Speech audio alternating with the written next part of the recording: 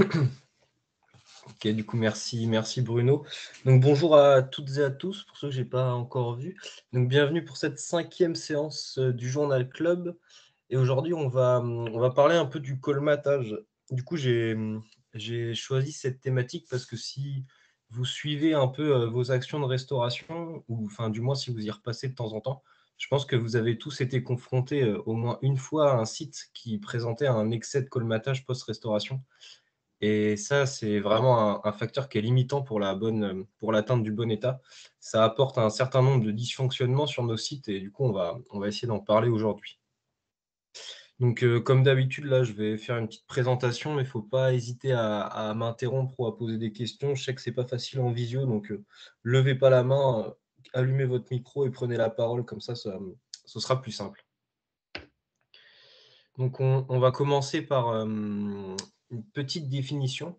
Du coup, dans la plupart des études, le colmatage, en gros, il désigne le dépôt, de sédiments fins ou de matière organique qui recouvre le substrat benthique, donc ça, c'est le fond du cours d'eau, et qui s'infiltre dans les interstices de l'hyporéique. Donc l'hyporéique, c'est l'ensemble des sédiments qui sont saturés en eau. Et dans la plupart des études, avec pour sujet principal le colmatage, ils considèrent les sédiments fins définis comme des particules des particules dont les éléments sont inférieurs à 2 millimètres de diamètre. Donc ça veut dire que ce sont les sables, les limons et les argiles selon la classification de Wentworth. Donc c'est de ça qu'on va parler aujourd'hui. Je vais passer rapidement là-dessus, mais grosso modo, les principales origines du colmatage, chez nous sur le bassin, globalement le bassin de la Vilaine et plus généralement en Ille-et-Vilaine, il y a deux principales origines. Déjà, il y a pas mal de scientifiques qui ont prouvé qu'il y a un contexte naturel qui favorise le colmatage chez nous.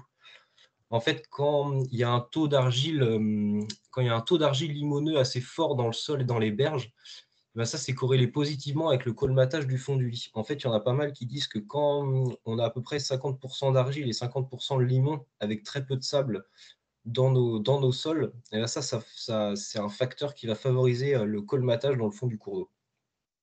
Et il y a un deuxième point, par contre là, il y a un facteur qui est beaucoup plus anthropique, du coup, c'est l'occupation du sol et globalement la dégradation du bassin versant, qui peut être à l'origine de ce fort colmatage. Du coup, le fort taux de limon dans le lit mineur, il provient souvent soit du ruissellement des terres agricoles à nu, soit parce qu'il y a les problèmes au niveau de la densité bocagère, donc qui accentue le ruissellement, ou même les systèmes de drainage qui sont présents sur l'ensemble du bassin versant. Là, vous voyez deux petites photos dans le département d'Ille-et-Vilaine qui prouvent bien qu'on a des facteurs anthropiques qui accentuent ce colmatage dans le cours d'eau. Et du coup, on va parler un petit peu des conséquences du colmatage sur les milieux aquatiques. Donc d'abord, on va énumérer un petit peu les impacts physico-chimiques de ce colmatage du fond du cours d'eau. Donc au niveau des impacts, on peut voir qu'il y a une diminution de la perméabilité du substrat. Ça engendre aussi une moindre efficacité des échanges d'air et d'eau et aussi une baisse des interactions entre les eaux de surface et les eaux interstitielles. Donc ça, on peut le voir grâce au graphique ici, qui montre une relation. En fait, c'est une courbe qui montre la relation en ordonnée avec la conductivité hydraulique. Donc la conductivité hydraulique, en fait, c'est l'aptitude du substrat à laisser passer un fluide. Et le colmatage. Donc là, le colmatage, il est traduit par le pourcentage de surface couverte par les sédiments fins. Donc ça, c'est une étude qui est faite par un Français, des clous dans l'Ain sur des zones de radier. Et donc déjà, il montre que le pourcentage de sédiments fins en surface, il est extrêmement corrélé avec la conductivité hydraulique dans les sédiments. Là, on voit le R carré, il est de 0,98, donc ça veut dire que c'est très très bien représenté, c'est une corrélation qui est très très forte. Et du coup, on voit bien que la conductivité hydraulique elle diminue rapidement lorsque le pourcentage de sédiments fins apparaît, et ça baisse vraiment drastiquement pour atteindre une valeur quasiment nulle lorsque le pourcentage de surface couverte par les sédiments fins il dépasse 20% de recouvrement en surface totale de radier. Donc en fait, on voit que la conductivité elle est quasi nulle alors que on peut penser à un faible pourcentage de colmatage pourtant sur les radiers. Donc ça veut dire en gros que le colmatage il conduit à une diminution de la conductivité hydraulique dans les sédiments du lit de la rivière, donc c'est-à-dire qu'il réduit la circulation interstitielle de l'eau, et par conséquent, il va diminuer les apports en oxygène en provenance de l'eau de surface. Et ça, du coup, c'est extrêmement problématique parce que ça engendre aussi des impacts biologiques, parce que la biologie elle est extrêmement dépendante de la concentration en oxygène dissous. Et ça, du coup, ça peut avoir différents types d'impacts, notamment dysfonctionnement des frayères, donc à Salmodinet principalement. Là, je vous ai mis un petit graphe en bas à gauche, mais du coup, il est coupé, c'est dommage, c'est pas grave.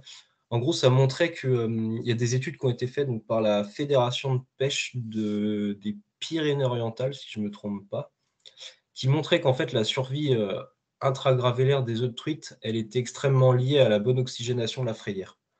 On voit en abscisse, c'est la profondeur d'anoxie. Plus l'anoxie est profonde, donc ça veut dire plus la couche superficielle du substrat est oxygénée, meilleure est la survie des œufs de truite après éclosion. Enfin, au moment de l'éclosion, pardon. Qu'est-ce que je disais du coup? En impact biologique, on a aussi, ça a été présenté que le colmatage, c'est un facteur de stress persistant pour tous les organismes, et notamment pour les organismes qui vivent dans le fond du cours d'eau, qui sont les plus sujets du coup au colmatage. Et ce colmatage, il peut comment dire, dégrader les habitats benthiques, et ça a pour conséquence de diminuer la richesse taxonomique. Là, on va prendre l'exemple, c'est les graphiques qui sont à droite. Donc en fait, je disais, le colmatage, il peut avoir des effets sur les zones hyporiques parce qu'il bouche les pores du substrat et du coup, il réduit l'espace disponible pour les organismes. Et du coup, ça peut provoquer vraiment une diminution importante de la richesse taxonomique dans tous les milieux. Donc là, les graphes présentés, pour tous, en abscisse, on a un pourcentage de colmatage de sédiments. Il part de 0 pour aller à peu près jusqu'à 70%. Et en ordonnée, on a la densité des taxons. Et donc là, on voit bien pour tous les graphes présentés, il y a une diminution de la densité d'invertébrés qui sont présents dans le substrat quand le pourcentage de colmatage des sédiments fins augmente. Donc ça, c'est vrai pour les plécoptères, les éphémères, les gamards. Enfin, vous voyez, c'est à peu près les taxons qu'on a par chez nous. Et ces études-là, en plus de montrer la diminution de ces densités d'invertébrés, elles disent que les espèces vraiment adaptées au substrat grossier, elles vont disparaître au profit d'espèces adaptées aux sédiments fins. Et ça, par exemple, les espèces adaptées aux sédiments fins, nous, on va parler un petit peu là des oligoquettes. Je ne sais pas si vous connaissez les oligoquettes. En fait, c'est des petits vers de sédiments qui peuvent survivre dans des concentrations très très faibles en oxygène. Et ces petits vers là, quand ils bougent, eh ben, en fait, ils vont faire bouger aussi des particules sédimentaires. Et ça, on appelle ça une activité de bioturbation. Donc en fait, par définition, je vous l'ai remis là, la bioturbation, c'est le mouvement de particules sédimentaires lié à l'activité de la faune dans le sol. Et du coup, cette faune, elle est susceptible de modifier la porosité et aussi la perméabilité des sédiments parce qu'il crée des galeries en fait quand ils se déplacent. On voit bien les photos en bas à droite et là, il y a l'échelle 1 cm. Donc on voit les galeries, c'est quand même, ça peut être assez dense et assez conséquent dans un substrat. Et qu'est-ce que je voulais dire? Et oui, et du coup, cette faune-là, hyporique, ça veut dire qu'elle peut modifier les concentrations en nutriments et du coup, elles interviennent dans les processus biogéochimiques. Parce que si elles permettent la présence d'oxygène, ça veut dire qu'elle va permettre le déroulement de processus biogéochimiques. Là, on voit dans le graphique en bas à gauche, enfin plutôt à gauche là, il est assez intéressant parce que toujours en ordonnée, on a la conductivité hydraulique et en abscisse, en fait, on a des jours. Enfin, on a une durée, en fait, c'est des jours.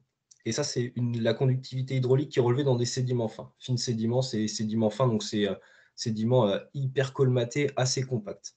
On voit, en lien avec le graphique que je vous montrais avant, quand il n'y a pas d'oligochète, donc quand il n'y a pas de faune aquatique, quand il n'y a pas de faune benthique dans le substrat, la conductivité hydraulique, elle est hyper faible et tourne autour de 0. Donc ça veut dire pas d'échange de nutriments et pas de présence d'oxygène dans le sol. Alors que dès qu'on installe des oligochètes, on voit, alors c'est pas extraordinaire, mais ça augmente quand même nettement la conductivité hydraulique dans les sédiments, même des sédiments qui sont colmatés. Et du coup, ça prouve bien que cette faune-là, il permet de maintenir des flux dans des sédiments colmatés ou même en voie de colmatage. Et ça, c'est quelque chose qui est hyper important si on pousse un peu dans cette même étude là de Navel, ses principaux résultats, et ça, c'est vraiment important d'avoir ça en tête. Il a réussi à prouver qu'en gros, il y avait des sédiments qui étaient colmatés, qui pouvaient avoir la même réponse que des sédiments non colmatés en termes de concentration en éléments, uniquement grâce à la présence des oligoquettes dans le substrat. Donc là, on voit dans les graphiques, si vous voulez, le graphique du haut, la core sand, En fait, c'est des substrats ouverts, c'est des substrats graveleux qui sont pas colmatés et du coup, la fine cendre, c'est des sédiments fins. Et en fait, pour les sédiments ouverts, non colmatés, on voit bien qu'avec ou sans oligochète, donc avec oligochète, c'est les ronds blancs et sans oligochète, c'est les ronds noirs. Clairement, ça change rien au niveau des concentrations en oxygène, des nitrates ou des ions ammonium. Et par contre, dans les sédiments fins, quand on n'a pas d'oligochète, on voit direct que au bout de 3 cm de profondeur sous le sédiment, on n'a déjà plus d'oxygène. Les nitrates sont consommés, ce qui va produire des ions ammonium toxiques pour les organismes. Alors que si on ajoute des oligochètes dans les sédiments fins, on voit bien que ces sédiments fins, ils ont à peu près la même courbe que des sédiments non colmatés. Et du coup, ça, c'est hyper intéressant parce que ça prouve vraiment que la faune hyporéique, elle est très importante dans les systèmes colmatés pour maintenir les flux. Et un petit conseil du coup que je peux vous donner à la suite de ça, c'est quand vous faites vos actions de restauration, il y en a certains qui récupèrent le matelas alluvial de l'ancien lit sur certaines zones de radier et d'autres qui n'osent pas le faire parce qu'ils trouvent que le sédiment est un petit peu colmaté et du coup ça va créer une nouvelle perturbation pour le milieu. Alors qu'en fait ça peut être hyper intéressant de le récupérer parce que dans ces matériaux, même un peu colmatés, il va y avoir des oligochètes, et du coup, des oligoquettes, pardon. Et du coup, ces oligoquettes, ils vont vraiment permettre une aération de ce milieu et permettre les échanges. C'est en fait, c'est un peu un réensemencement naturel qu'on va faire. Donc, il ne faut vraiment pas hésiter à récupérer les matériaux de l'ancien lit, même un peu colmatés. Je continue si vous n'avez pas de questions. Je voulais faire juste un petit point sur, tant qu'on parle des oligoquettes, sur un indicateur biologique qui est assez peu connu. Alors, c'est un petit aparté, hein, ça va durer 2 minutes, mais je trouvais ça intéressant de vous le présenter. C'est l'IOBS. Ça s'appelle l'indice oligochète pour les sédiments. Donc, en fait, cet indicateur-là, il existe parce que les oligoquettes, ils comptent de nombreuses espèces qui présentent une sensibilité qui sont assez variables en fait aux polluants. Il y a des espèces polluotolérantes et d'autres très polluosensibles. Et du coup, cet IOBS, là, cet indicateur, il permet d'évaluer la qualité biologique des sédiments fins dans les hydrosystèmes. Sauf qu'il y a quelques obstacles quant à l'utilisation de cet indice. En fait, la détermination de ces petits vers, elle requiert vraiment un haut niveau d'expertise. Tout d'abord, elle doit se faire au microscope. Donc là, déjà, on voit que ça amène déjà un niveau de complexité. Elle exige une dissection des vers, donc ça en amène à un autre. Et en plus, il y a certains vers qui peuvent être reconnus seulement à l'état adulte. Et puis, dans les échantillons, les individus juvéniles, ils peuvent être majoritaires. Donc tout ça, ça a un frein à cette utilisation. Du coup, cet indice, elle est peu utilisé, alors qu'il peut quand même être assez intéressant. Et par contre, je veux juste vous dire qu'il pourrait y avoir une promotion de cette méthode bioindicatrice dans les années à venir, parce que les scientifiques, ils bossent en ce moment sur des codes barres génétiques. En fait, c'est une nouvelle façon de déterminer les espèces. En gros, pour faciliter la détermination des oligoquettes, il pourrait y avoir une solution qui va consister à utiliser des petites séquences d'ADN, considérées comme des codes barres génétiques, pour identifier les espèces. Parce qu'il y a certains gènes ou certaines régions de l'ADN qui sont spécifiques et qui sont différentes d'une espèce à une autre. Et du coup, cette méthode-là, ça pourrait faciliter la détermination et promouvoir l'essor de la méthode dans le temps. On n'est pas encore arrivé là, mais je pense que c'était intéressant de vous parler de ça, vu qu'on parlait des oligoquettes. Donc maintenant, on va sortir un peu de la théorie, si je peux dire, et on va passer un petit peu plus à la pratique. On va d'abord balayer les différentes méthodes d'évaluation du colmatage. Donc, je vais commencer par une méthode indirecte. Je pense que celle-là, il y en a un certain nombre d'entre vous qui la connaissent. C'est la méthode des bâtonnets. En fait, pour évaluer le colmatage de la zone hyporéique, il y a un chercheur français d'ailleurs, qui s'appelle Pierre Marmonnier, qui a proposé d'utiliser une profondeur d'anoxie détectée au moyen de piquets en bois qui vont être insérés plusieurs semaines dans le matelas alluvial. Donc là, vous voyez, c'est les petits piquets en bois. Et en fait, la limite oxyque-anoxique, elle va être marquée par le dépôt d'une couche sombre. Donc là, c'est la petite flèche rouge que vous voyez. Et en fait, cette couche sombre, comment dire, ça va représenter la profondeur où la porosité elle est réduite et du coup l'oxygène commence à être consommé par un type de bactéries, c'est les bactéries sulfo-réductrices. Donc en gros, ça marque le début d'un processus biogéochimique. Donc ça, ces petits bâtonnets là, ils ont été utilisés dans le protocole CARIS, donc c'est le protocole caractérisation hydromorphologique des cours d'eau, d'abord par l'ONEMA et ensuite par l'AFB après la fusion, entre 2009 et 2017. Ils mettaient plusieurs bâtonnets par radier et puis ils revenaient le relever plusieurs semaines après. Et les principaux résultats de ce jeu de données, qui est un ABAC assez fiable et bien solide, parce que ça s'est fait quasiment sur 10 ans, sur à peu près plus d'une centaine de sites en France, ça montre qu'en fait, leurs principaux résultats, bah, c'est pas terrible en fait, ça montre qu'il y a une grande variabilité intra-radier et intra-bâtonnet.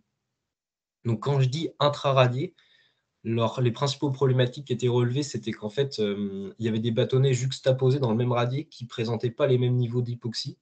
Il y avait aussi une difficulté de lecture des bâtonnets et puis parfois une difficulté de mise en place aussi de ces bâtonnets selon l'épaisseur et la nature du matelas alluvial. Parce que ces bâtonnets-là, c'est des bâtonnets en bois, ils font 30 cm. Vous vous doutez bien que si le matelas alluvial il est hyper compact et hyper enchâssé, c'est un peu compliqué de les mettre tous au même niveau. Donc ça entraîne en plus une variabilité au niveau des résultats. Et quand je dis intra-bâtonnet, c'était juste qu'en fait, des fois, en fonction des faces, donc là, il y a 4 faces quoi, sur un bâtonnet, et bah, les processus biogéochimiques ne commençaient pas au même endroit. Et des fois, il y avait plusieurs décimètres d'écart. Et donc là, ça peut poser un peu souci, quelle face on prend. Donc en fait, tout ça, ça amenait vraiment une variabilité. Et la conséquence en fait de ça, c'est que l'OFB a décidé d'arrêter cette méthode et de la renvoyer vers une démarche de recherche et développement pour essayer d'améliorer et de lever un maximum de biais là-dessus. Donc voilà pour la méthode des bâtonnets. Maintenant, Mathieu, oui. c'est Laetitia Ouais. du syndicat Lille de la. Enfin, maintenant, Unité Ouest, le PTB Vilaine. On va s'y faire. Sur la méthode des bâtonnets, dans le cadre de Berceau, ils l'ont utilisé aussi. Il y a des résultats qui ont. Il y a eu un bilan là-dessus ou Ouais. Eh ben, c'est marrant, ouais, c'est une bonne question. J'en ai pas parlé parce que j'en ai discuté avec. J'ai vu à l'ACRAF justement, il y a récemment, là, on parlait d'un potentiel, de l'évolution potentielle que pourrait prendre Berceau. Et on parlait notamment des bâtonnets et eux, ils ont été un peu. Il y a eu un peu, on va dire, un manque de dialogue avec l'OFB parce que du coup, je te disais, en fin 2017, l'OFB a fait une publication en disant qu'ils arrêtaient d'utiliser cette méthode. Berceau a décidé d'essayer de la mettre en place sur le territoire à partir de 2017. Ils ont fait ça 2017, 2018, 2019. Et ils ont arrêté après parce qu'en fait, Alain, pareil, me disait que c'était compliqué à étudier, en fait, il y a tellement de variabilité dans le substrat, il y a tellement de processus biogéochimiques qui sont dépendants de la stratification, de l'oxygénation, mais aussi avec d'autres biais, comme ce que j'expliquais tout à l'heure. Ils ont décidé de l'arrêter l'année dernière. Et D'accord. ils n'ont pas fait de fiche. C'est pour ça que tu vas voir dans leur livrable, ils n'ont pas fait de fiche bâtonnet parce qu'en fait, ils se sont dit que c'était trop. Il y avait trop d'incertitudes. Et en plus, parce qu'on voit aussi dans les boîtes à outils suivi zone humide, restauration de zone humide, c'est pareil, ce type de bâtonnet. Donc Ah ouais, peut-être que tout le monde s'accorde sur. ouais, alors après, c'est pareil, les boîtes à outils que tu dis, c'est des boîtes à outils récentes ou alors parce que si c'est Oui, des assez plus récentes, récente, assez ok. récente. Qui date d'il y a 3 ans, quoi. Je pense à. Mince, ça m'échappe le nom, mais C'est des Géro, les trucs comme ça, non? voilà, ouais, Ouais. du FMA, ouais. Ouais. Bah, c'est vrai que du coup, s'il y a 3 ans, c'était 2018, c'était le moment où tout le monde arrêtait. Donc Ah peut-être bah, qu'ils à se sont vérifier, mis. hein, mais il me semble Ouais. que c'est dans la boîte à outils. Mais à vérifier. Là, Ok. j'en mettrai pas ma main à couper. Ouais. Ok. Bah, en tout cas, si ça date de quelques années comme ça, c'était le moment que tout le monde se mette à la page aussi, tu vois, c'est possible. Mm, Mais après, je sais pas. En tout cas, moi, c'est ce que les gens de l'OFB m'ont mm. décrit et ils ont tous décidé d'arrêter. Et Berceau aussi. Donc, je pense que là, si les scientifiques et les gens de terrain s'accordent à dire la même chose, je pense que ça. Bah, c'est bien que ça soit effectivement largement diffusé parce que moi, j'avais pas forcément eu cette info-là, effectivement. Alors après, c'est pareil, hein, eux, ils ont décidé d'arrêter parce que comme ils ont un ABAC de données qui est énorme, ils avaient du mal à trouver enfin, à sortir des bons résultats. Mais si ça se trouve, toi, si tu le mets en place sur un même radier, il peut potentiellement, des fois, sur un radier, tu peux peut-être éviter cette variabilité. On sait pas, peut-être que ton radier, il va avoir la même réponse pour les mêmes bâtonnets. Et là, du coup, pour le coup, s'ils sont faciles à lire, ça peut te donner quand même une indication sur ton colmatage et sur tes processus biogéochimiques dans le substrat, quoi. C'est juste qu'eux, ils n'ont pas réussi à l'extrapoler, il y avait trop de variabilité, quoi. Ok. Mais voilà. Du coup, là, on va passer à la deuxième méthode. Donc, c'est une évaluation, là, par contre, qui est visuelle du colmatage de surface. Et c'est le protocole Archambault. Je ne sais pas si certains d'entre vous connaissent. En fait, on a le CEMAGREF d'Aix-en-Provence, donc ça, c'est encore des Français, qui ont développé une méthode d'évaluation visuelle du colmatage de surface par l'intermédiaire, en fait, du niveau d'enchâssement des éléments granulométriques. Donc, en fait, cette méthode, elle est assez simple parce qu'elle consiste à soulever un élément granulométrique, à estimer sa facilité d'extraction et la densité du nuage de limon qui va être libéré lors de cette extraction. Et à l'issue de ce protocole, il y a 5 classes de colmatage en fait, qui sont définies selon des critères. Donc, je vous les ai remis ici dans le diapo. Donc, la classe de colmatage 0,25%, ça va être le code 1. En fait, ça, c'est quand les éléments, quand on prend un élément granulométrique sur un radier, s'il se soulève facilement et qui ne génère pas de limon, ça veut dire qu'en fait, c'est très très peu colmaté et on va attribuer la classe 1. Pour la classe 2, c'est quand les éléments ils se soulèvent un peu plus difficilement avec un petit nuage peu dense. La classe 3, ça va être quand les éléments ils se soulèvent avec un nuage de limon qui est quand même assez épais et ça veut dire que les éléments ils sont bien enchâssés dans une couche colmatée. La classe 4, ça va être quand les éléments ils se soulèvent assez difficilement, il y a un nuage de limon qui est vraiment dur et du coup la structure granulométrique elle est vraiment enchâssée dans une sous-couche de colmatage vraiment compacte. Et la classe 5, c'est la classe maximum. Alors là, c'est la pire, ça veut dire qu'en fait, on ne voit même pas la granulométrie par moment, elle est recouverte d'une épaisse couche de limon et elle ne se laisse même pas distinguer.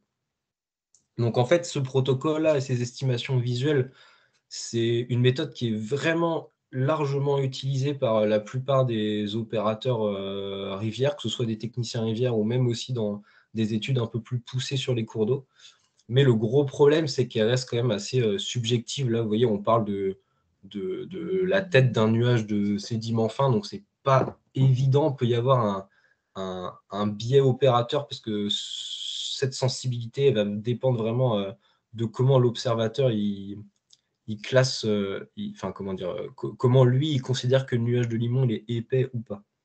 Et ça dépend aussi peut-être du débit aussi, de la période de l'année où on le fait. Alors là, j'ai cherché un peu, mais au niveau du protocole, en fait, il ne parle pas trop de ça.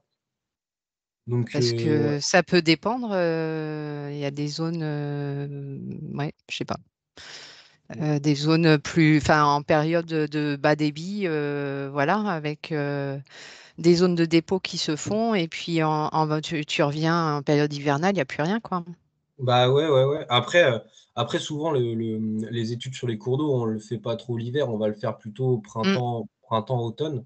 Sachant qu'en plus, chez nous, des fois, ça coule même plus l'été. Donc, c'est sûr qu'on va pas pouvoir observer un nuage de limon. Mais, mais c'est vrai que là-dessus, tu as raison, Laetitia, il y a pas, j'ai cherché un peu et il n'y a pas plus d'informations que ça, en fait. Et d'ailleurs, ça prouve bien qu'en fait, le colmatage, malgré que ce soit un gros facteur limitant, il y a pas beaucoup de méthodes d'études assez fiables et reproductibles sur le terrain pour, pour évaluer en fait ce colmatage-là, quoi. Et j'ai une troisième méthode à vous présenter. Alors là, ça sort un peu, je sais pas. Moi, honnêtement, je l'ai découverte, je ne la connaissais pas avant de faire les recherches là.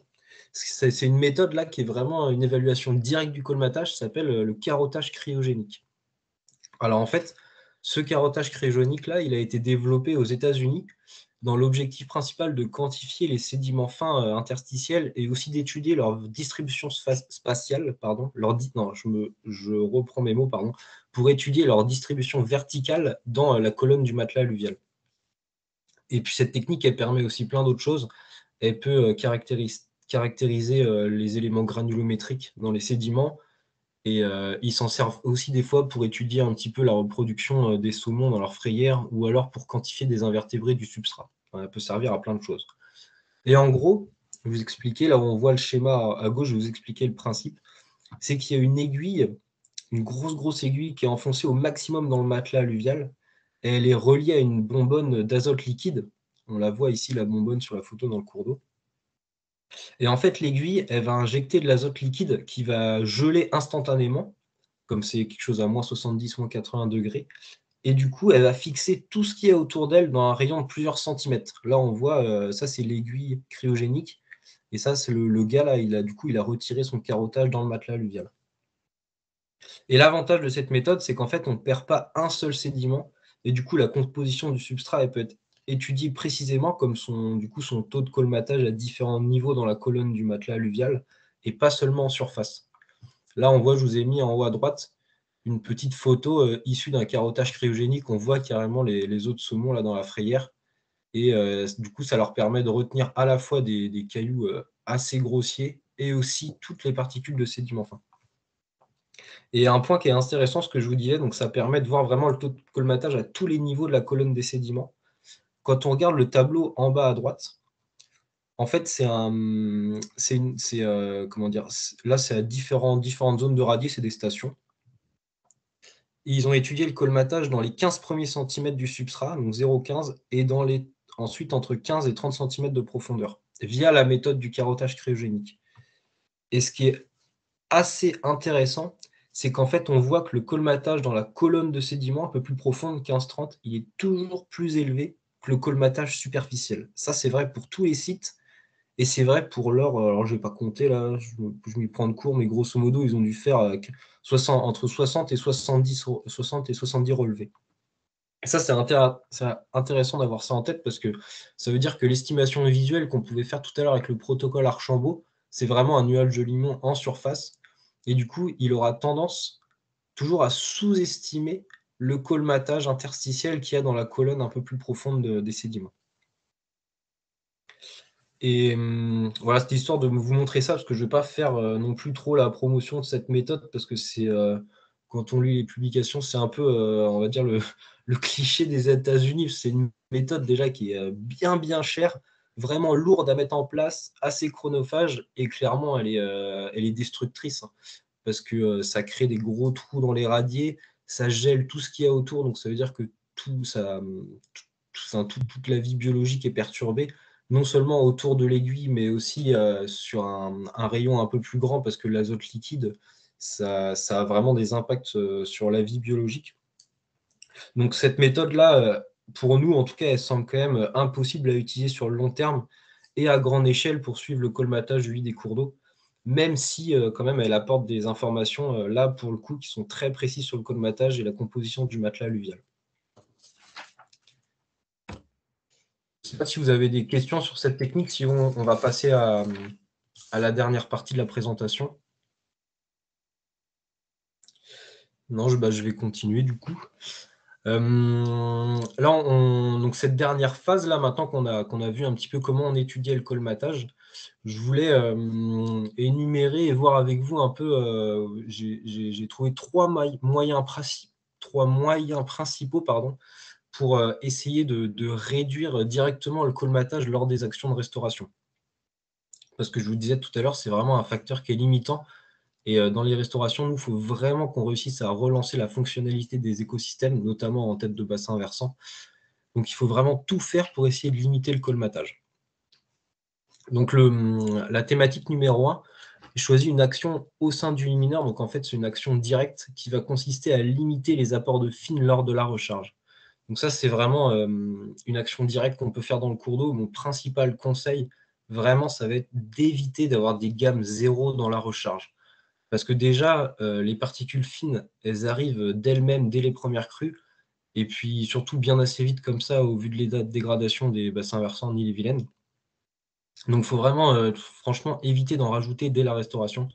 Pour ça, quand vous faites une recharge granulométrique, ça vaut le coup d'aller directement en carrière pour choisir son tas de cailloux, ou bien, si vous ne pouvez pas vous déplacer, de demander aux carrières de fournir la composition de la recharge. Parce que là, on voit en bas à gauche, c'est 2 photos pour un même tas de cailloux 0,80.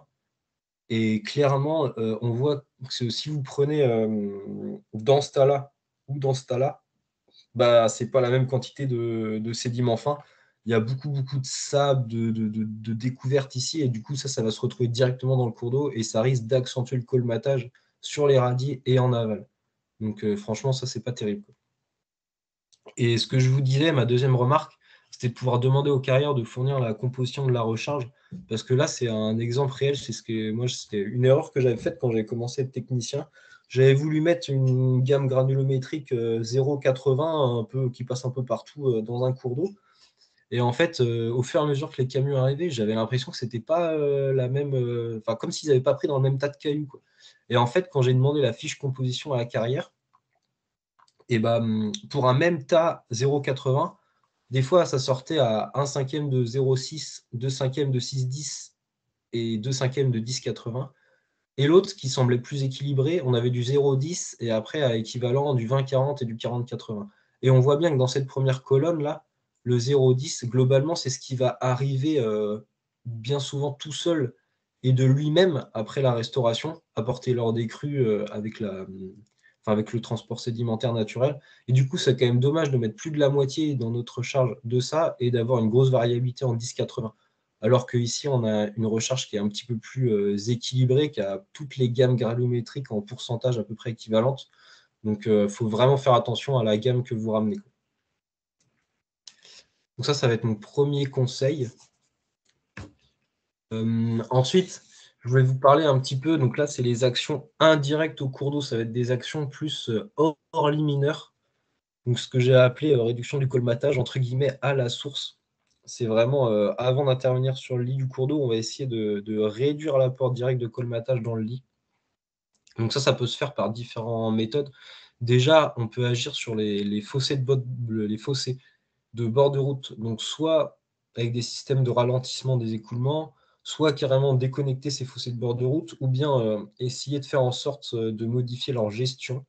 Donc pour ça, franchement, je peux que vous conseiller un guide qui a été rédigé par en lien avec le service voirie et l'Aster 22 dans les Côtes d'Armor. C'est le guide, il s'appelle Entretien des fossés et des bas-côtés routiers.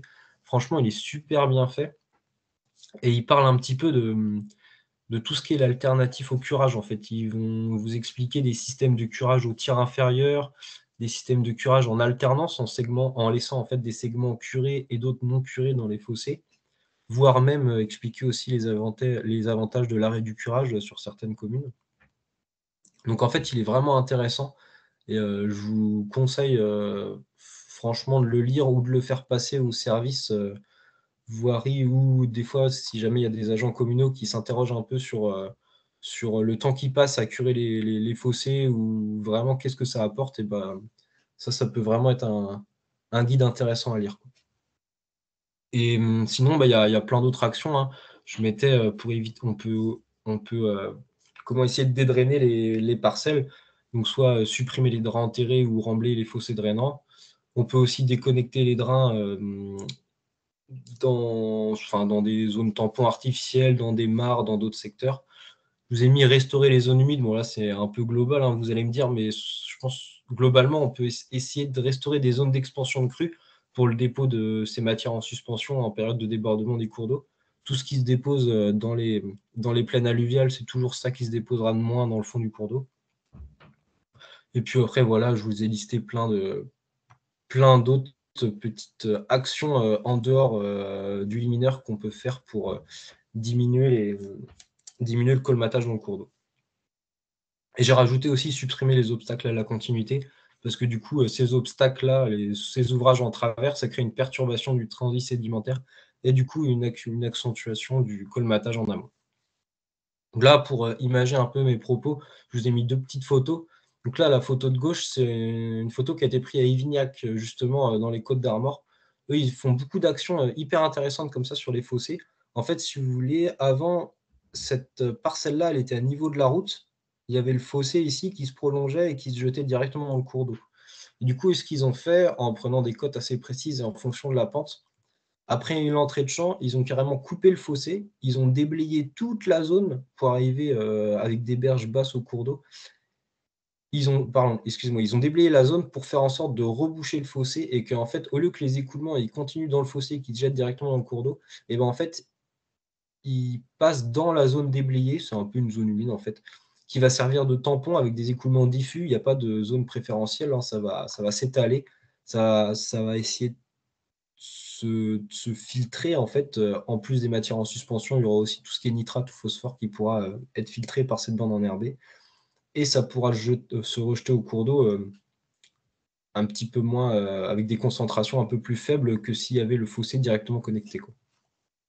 Et la photo de droite, bah là on voit bien les impacts. C'est un fossé avec un talus, et le talus il est percé au niveau de la bande enherbée, c'est dans un champ. Et là on voit bien, déjà le fossé il est un peu marron clair, mais après que la bande enherbée soit percée, enfin après que le talus soit percé, le fossé il est vraiment marron, quoi. Donc c'est vraiment des actions qu'il faut essayer de mettre en place, là, isoler les fossés des cours d'eau pour, pour permettre de réduire ce colmatage-là, ce colmatage qui est lié aux matières en suspension. Et Mathieu, dernier, ouais, Mathieu, c'est Ménin. ouais. En fait, j'avais une question par rapport notamment au projet La Souris-Vignac. Est-ce qu'il y a un suivi pour évaluer justement l'effet de ces travaux sur le colmatage qui a été fait? Est-ce qu'il y a un suivi visuel ou d'autres choses? Tu parlais notamment des nitrates, des phosphores.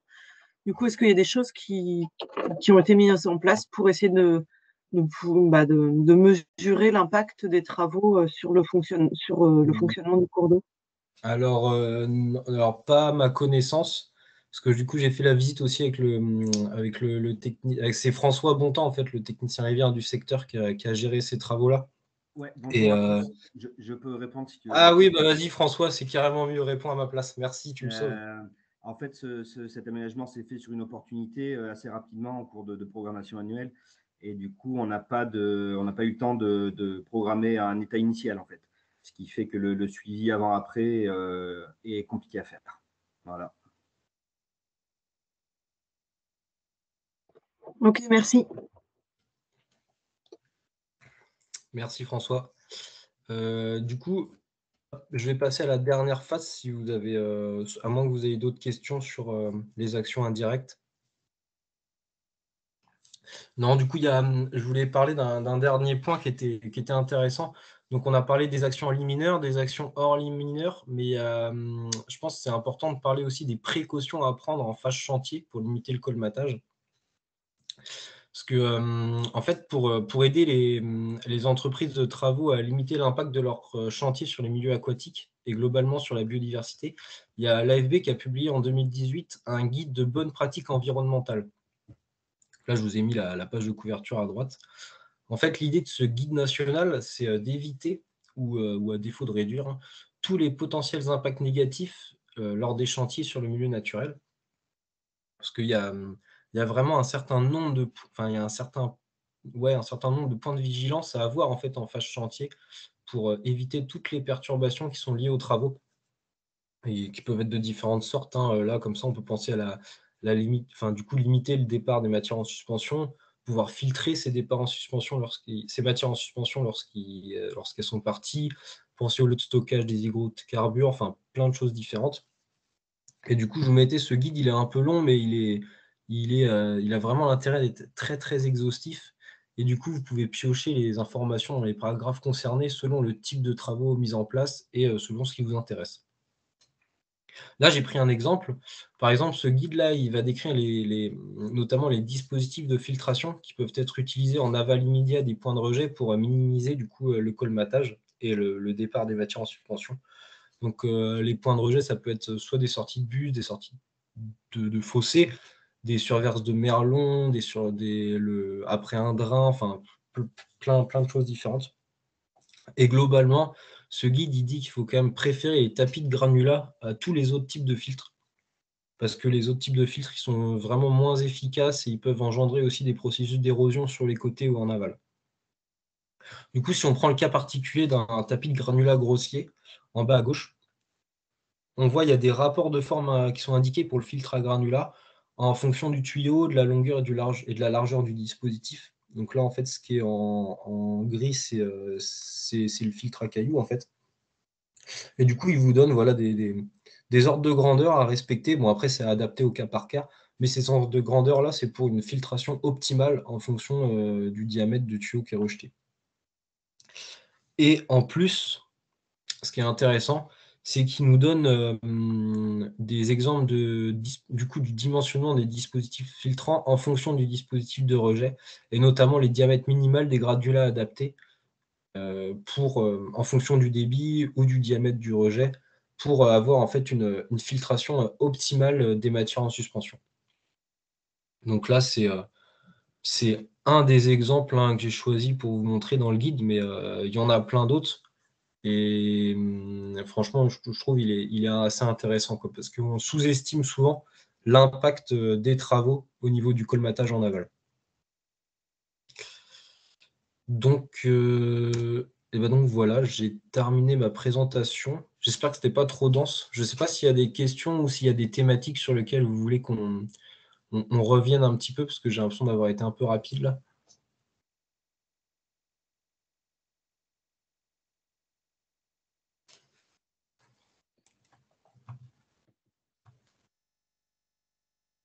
Non, personne n'a de questions ou même de remarques, hein, n'hésitez pas.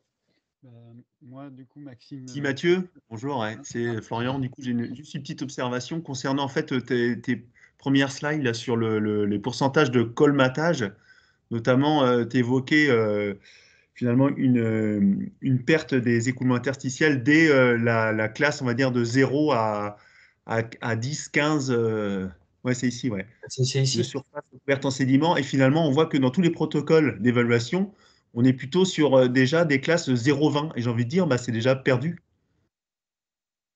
Tu vois ce que je veux dire? C'est-à-dire que Non, les protocoles d'évaluation, souvent, la première classe ah oui, qui évalue le colmatage en surface, c'est une classe oui, de 0 à 20.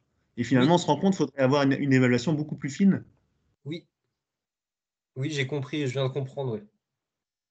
Bah ouais, carrément, tu as raison. Surtout que là, on voit, ouais, c'est le graphique, il est parlant, hein. Au-delà, Ah à ouais. partir, ouais, comme tu dis, à partir de 15%, même aller 20%, on est quasiment à zéro, quoi. Et du coup, c'est vrai C'est que ça, et finalement, après, et finalement, ce qu'on évalue après, c'est déjà des choses qui ne sont pas fonctionnelles. Donc, il n'y a peut-être pas d'intérêt à s'intéresser sur les gammes au-dessus, mais vraiment peut-être avoir quelque chose de beaucoup plus fin. Mais par contre, je n'ai pas la méthode à proposer. C'est là ouais, toute la après, difficulté. après, bien réussir à faire le lien avec ce que j'expliquais tout à l'heure, la bioturbation. Parce que, justement, là, ce qui est prouvé, c'est hyper intéressant avec les oligoquettes, c'est, tu vois, dans les sédiments fins, où on pourrait penser à de la conductivité hydraulique quasiment nulle, comme ici, tu vois. Quand il y a la présence de la faune, on voit que la conductivité hydraulique, elle augmente et qu'il y a quand même des échanges d'oxygène et de matière et de nutriments.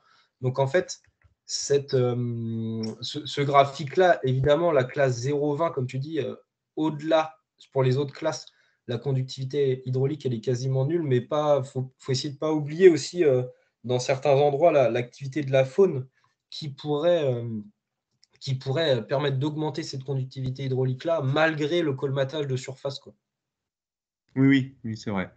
Et c'est vrai que bah, là, je rebondis sur ta remarque que tu as bien soulevée, mais ça vaut vraiment le coup d'insister. On voit trop souvent des chantiers où finalement le substrat est peu ou pas récupéré pour réinjecter dans le nouveau lit. Et je trouve que dans le cahier des charges, c'est une chose sur laquelle il faut absolument insister, parce qu'on t'a bien démontré tout l'intérêt de ce réensemencement. Mais malheureusement, on le voit trop peu souvent, en tout cas. Et s'il y a bien une chose à retenir, c'est le fait d'insister et marquer les entreprises à la culotte au moment justement de cette reprise du granulat pour que ce soit bien réalisé. Parce que ils ont tous tendance à sous-estimer cette phase-là du chantier de restauration, alors que c'est essentiel, on voit bien, pour la réussite et le fonctionnement après du nouveau cours d'eau. Et j'appuie ça, hein, effectivement, elles ont vraiment tendance à sous-estimer, même quand on le marque noir sur blanc dans le CCTP, parce que nous, on le fait systématiquement. Et les entreprises, souvent, elles rechignent ou alors elles vont, enfin, si tu les surveilles pas, effectivement, elles vont faire le minimum, quoi. Et ils ont tout un tas d'arguments à chaque fois évoqués. C'est l'accessibilité sur l'ancien lit, parce qu'effectivement, des fois, la végétation n'a pas été entretenue pour pouvoir avoir un accès au plus près de l'ancien lit. Et puis après, c'est aussi les pelles qu'ils utilisent, en fait, pour on va faire de l'extraction, on va dire, efficace, il vaut mieux avoir une pelle articulée qui permet de bien gratter dans le sens des écoulements et non pas de berge à berge. Et ça change complètement la capacité justement à venir récupérer ce substrat. Et donc peut-être que dans la liste des engins à utiliser pour la réalisation du chantier, il faut bien insister sur cet aspect technique qui est essentiel pour la réussite de cette phase de récupération. Ouais, donc bien préciser sur la ligne récupération le type d'engin à utiliser préférentiellement, quoi. Oui, et puis il peut et même prévoir au besoin une coupe de la végétation pour Ouais, avoir ouais, ouais. accès en fait. Et D'accord. parce qu'on a toujours tendance à se focaliser, nous, sur le rendu visuel de la restauration, mais on sous-estime en permanence cet aspect-là du réensemencement. Ouais. Et puis bah, pourquoi pas utiliser ces zones-là où tu parlais de coupe de la végétation, c'est vrai que quand le lit n'est pas entièrement comblé, on va mettre des bouchons à certains endroits et du coup essayer de trouver les zones en fait, enfin, essayer de juxtaposer les zones de bouchons avec les zones où on va enlever la granulométrie, comme ça, quitte à couper la végétation, et ben on coupe la végétation, on récupère la granulo et on met le bouchon à cet endroit-là, comme ça, ça limite le nombre d'ouvertures aussi dans l'ancien lit, quoi. Ouais, carrément. Et c'est vrai, ouais, bah là, en fait, j'essayais d'apporter une petite réponse là-dessus parce que un des arguments aussi dont vous n'avez pas parlé, mais c'est, moi, j'ai déjà entendu pas mal de pelleteurs et puis même des fois des techniciens qui disent, bah non, on va pas récupérer le substrat, il est rempli de vases, il est colmaté, il y a des sédiments. Et là, du coup, là, pour le coup, ça fait un argument en plus pour le récupérer, quoi, parce que c'est pas parce qu'il est colmaté qu'il n'y a pas d'échange.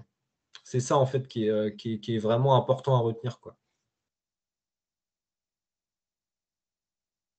Donc voilà. Ah, Et je Maxime, pense même. Ouais. ouais, on avait coupé Maxime, je crois. Il avait une question ou une remarque. Ouais. Oui, je voulais moi revenir plus sur la partie auprès de demandes auprès des carrières sur comment ça se passe, qu'est-ce qu'on peut leur demander. Euh, Parce que souvent, c'est assez compliqué. Nous, on est sur le chantier, puis l'entreprise fait appel à la carrière et puis fait sa commande. Mais derrière, quand le camion de l'entreprise arrive là-bas, en fait, le gars qui va charger le camion, finalement, n'a pas eu les consignes et puis bah, il Oui. met un peu ce qu'il trouve, quoi. Et c'est comment est-ce qu'il y a des techniciens parmi l'Assemblée là qui ont pu déjà réussir à s'améliorer sur cette phase-là. Est-ce que voilà, je cherche un peu des retours d'expérience peut-être pour Déjà, s'améliorer. déjà après, alors après, je laisserai les autres répondre, mais juste pour un exemple personnel, c'est nous, dans mes travaux, on utilisait pas mal la carrière, c'était des carrières de chez Pigeon, tu vois. Et en fait, je les ai appelés en avance. Et puis souvent, ils savent parce que tu vois, une fois que l'entreprise elle a eu le marché, et des fois, ils ont des échanges en interne avec les carrières en disant, bah voilà, on va sûrement commander chez vous, on va avoir des centaines de tonnes ou enfin, un gros tonnage à prendre. Et du coup, quand tu appelles la carrière, tu leur dis, bah voilà, c'est pour, je sais pas, je suis tel maître d'œuvre, machin, je voudrais visiter votre carrière. Souvent, eux, ils te disent pas non, quoi.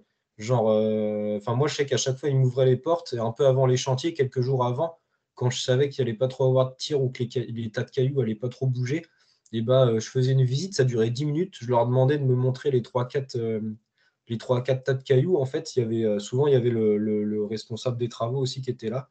Et du coup, on regardait ensemble et je disais, bah voilà, il faudra me charger tel tas ou tel tas, quoi. Et ça prenait 10 minutes.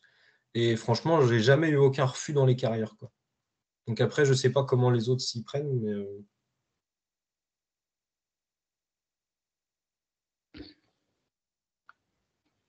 François, de nouveau, oui, effectivement, comme tu dis, Mathieu, hein, c'est c'est indispensable hein, d'aller visiter les carrières avec le conducteur de travaux en plus. Voilà, ça prend le temps d'aller-retour et comme tu dis, quelques dizaines de minutes sur place. Et comme ça, on se met d'accord sur l'état à charger. On peut étudier un peu les matériaux de près et c'est la meilleure solution finalement, hein, c'est d'aller voir sur place. Et surtout ne pas refuser, ne pas hésiter à refuser un camion qui arrive sur le chantier.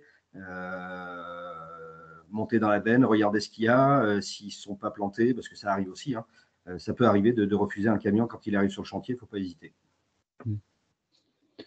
Parce que moi, ça m'est arrivé que, par exemple, la carrière n'avait pas encore préparé de tas et il faisait au compte-gouttes en fait, en fonction de la demande et du coup, en fait, on n'avait pas du tout ce qui nous convenait. Donc, je suis un peu embêté dans ces situations-là, quoi.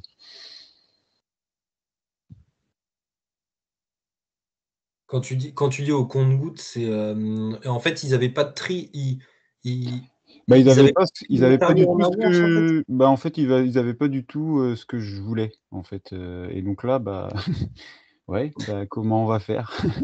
Mais du coup, c'était quoi? Je comprends pas bien, c'était quoi l'exemple? En gros, toi, Il y tu avais avait une gamme, par tu exemple, voulais une gamme qui n'était oui, pas voilà, présente.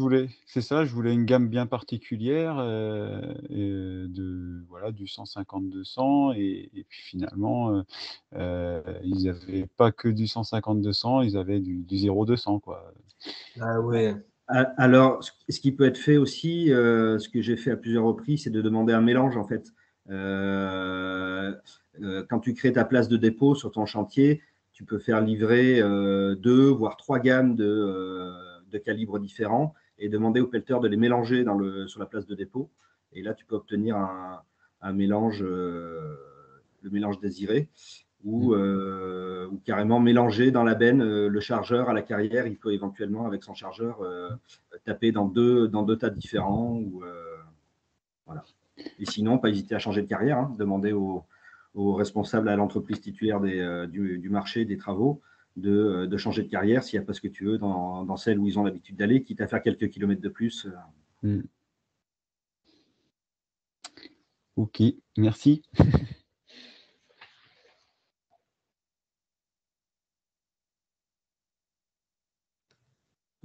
Quelqu'un d'autre a une question ou une remarque? Vous m'entendez? Oui, Oui, c'est Jérôme, là, au syndicat mixte Conon-Aval. oui, salut Jérôme. Oh, ouais, bonjour. J'avais juste une question, si quelqu'un avait déjà testé ou pensé à faire du criblage sur les chantiers. Alors, je vais laisser les gens répondre parce que moi, j'ai jamais eu l'occasion d'essayer de ça. Parce qu'il existe du matériel, en fait, des godets cribleurs ou alors des cribleurs qui se tractent. Les agriculteurs le font des fois dans leurs parcelles. Alors, c'est un peu plus sélectif sur la taille, c'est plus grossier, mais du coup, voilà, je voulais savoir si quelqu'un y avait déjà pensé ou l'avoir déjà fait. Apparemment, personne. Non, puis le problème, c'est qu'on ne connaît pas à l'avance la disponibilité en fait, des matériaux. Donc, c'est quand même. Faut pouvoir se raviser très rapidement derrière un chantier pour au besoin ramener les matériaux s'ils ne sont pas à la hauteur de nos attentes, que ce soit en termes de quantité ou même de calibre. C'est là toute la difficulté où il faut vraiment pouvoir l'anticiper avant les chantiers, quoi. Oui, tout à fait, oui. C'est ce que je le pense aussi, oui. Ouais. Mais c'est pas infaisable, quoi. Non, c'est pas infaisable. Et puis, il y a quand même un réel intérêt, parce que là, pour le coup, tu injectes des. En plus, c'était l'objet de l'ancien Journal Club là, de Mathieu, mais c'est aussi de mettre des matériaux dont la nature est en adéquation avec le cours d'eau, voilà, à l'endroit même de la restauration. Enfin, Oui, au plus proche, quoi, et le plus ouais, c'est ça, versatile au plus possible proche. aussi. Merci. Ouais. Donc, c'est sûr, ce serait intéressant. Hein.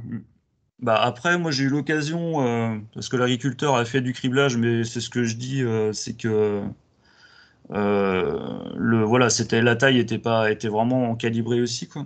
Et c'est vrai que les volumes vont. Enfin, je pensais qu'en termes de volume, ça aurait été juste, mais couplé à la récupération de comme on disait tout à l'heure, là, de matériaux sur le cours d'eau déconnecté, là, en fait, c'était.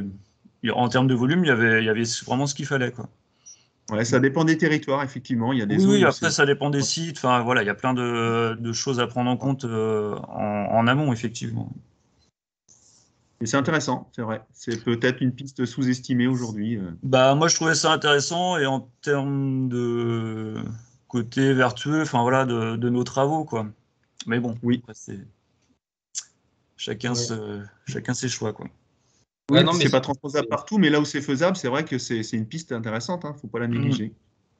Ouais, Bonne c'est une observation. super idée, Jérôme, hein, même en lien avec, comme tu dis, la gamme géologique, enfin la géologie du substrat ou même en aspect bilan carbone, hein, d'éviter d'aller en carrière. Franchement, c'est une super idée et quand c'est faisable, faut pas hésiter à le faire. Ça me fait penser aussi à certains techniciens à côté des zones de travaux.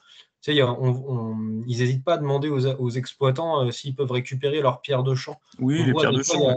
ouais, on voit des fois, il y a des tas, les exploitants agricoles, ils mettent des tas de cailloux en bas des parcelles. Bah, franchement, quand vous leur dites que vous allez récupérer leur tas de cailloux, bon, des fois, quand vous leur dites que vous le remettez dans le cours d'eau, ils font un peu la tête, mais si vous passez un dumper avec un camion et qu'on récupère les tas de cailloux, franchement, moi, j'ai connu personne qui m'a dit non, non, non. Du coup, Ouais. c'est une Oui, oui. astuce aussi, quoi. Non, mais ça part de cette constatation-là aussi, de voir des pierres de champ dans les coins de champ et de se dire, bah oui, c'est vrai que c'est un peu con. J'ai vraiment, enfin, à 20 mètres de mon cours d'eau, j'ai des pierres de champ et voilà, je fais même pas l'effort d'aller les chercher. On ramène les cailloux de la carrière. Bon. Ouais. Bref, c'est une réflexion générale aussi, hein, voilà, globale aussi. Ouais, non, mais c'est vrai, il faut avoir cette démarche-là en tête, tu as raison. Ok. Bon, c'est tout Et pour moi. après, Oui. ouais. Après, juste une autre observation, c'est aussi l'angle des cailloux qu'on va mettre en gros entre du gravier roulé et puis des matériaux de carrière. Ils ont quand même pas le même angle. Et je ne sais pas s'il y a déjà eu des retours d'expérience avec des matériaux justement qui ont été refaçonnés ou des matériaux bruts en termes de réussite de restauration sur les différents paramètres biologiques. Je ne sais pas s'il y a déjà eu des études de ce point de vue-là, mais c'est une réelle question moi, que je me pose. Sachant que naturellement, les cailloux dans un cours d'eau, ils ont plutôt tendance à avoir un aspect roulé en fait qu'on n'a pas lorsqu'on injecte des matériaux issus directement de carrière, ou très peu. Ouais, non, en tout cas pas pour ma part, j'ai pas de retour là-dessus. Non, moi, Et Mathieu, j'avais eu quelques retours à l'époque où j'avais bossé pas mal sur les forces tractrices. En fait, notamment tout ce qui est fait Anne-Julia Rollet en Normandie, là, enfin en Normandie, au-dessus de chez nous.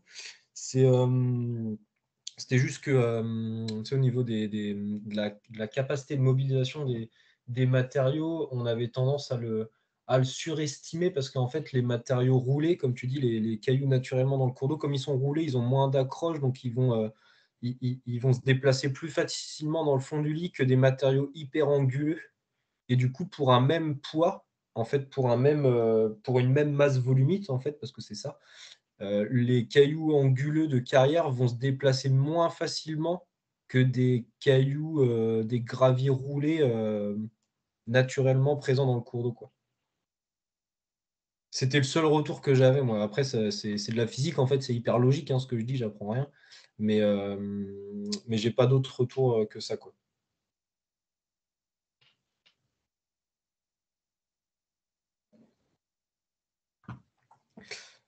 Donc voilà, je sais pas si quelqu'un a d'autres questions, remarques, sinon on va pouvoir terminer là.